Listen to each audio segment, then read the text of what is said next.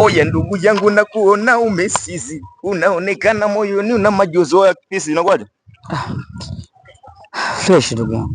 Mbona upo kinyonge sana vipi? Dunia haina haki baba, dunia haina haki. Watu watafika mbinguni wamechoka sana. Kwa nini unasema hivyo? Kitu kidogo nilichoachiwa na baba yangu, kidogo, watu wenye fedha zao wanatamani kiwe cha kwao.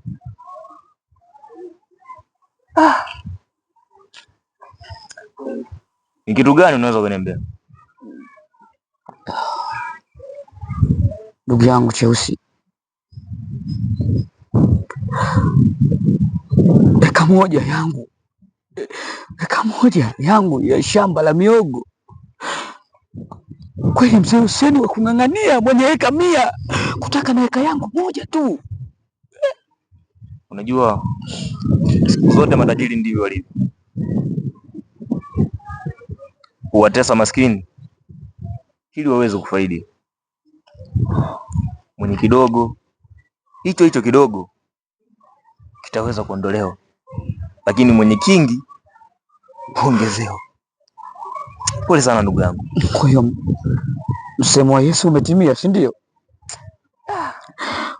Asiyokuwa nacho atanyang'anywa, atapewa alio nacho. Ndivyo ilivyo. Pole sana ndugu yangu. Nashukuru sana. Ila asante sana. Nashukuru. Sawa. Wewe ni mtu muhimu sana kwenye maisha yangu. Hamna mtu muhimu kama Mungu. Mungu ni muhimu sana siku zote. Wewe mtegemee sana Mungu. Allah ndo mwenye yote.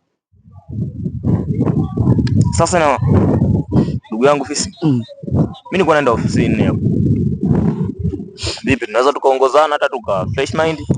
Wewe nenda ndugu yangu. Wewe nenda tu. Ndugu yangu sikai kinyonge. Wewe nenda ndugu yangu. Sio kachukua mwisho jukumu la kuji. Hapana. Sasa kuna barua hapa. Sio mbaya, sio sana, sawa? Sio sana. Kuna barua hapa. Naonekana ni mkeka bwana, ni barua tena. Si unajua sisi mashehe. Naonekana ulikuwa umebeti, sasa ukawa umejishindia au sawa? Sana.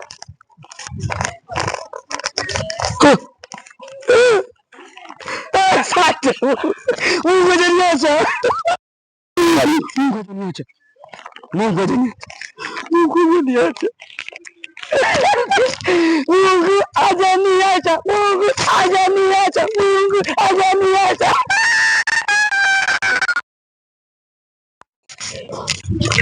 Wewe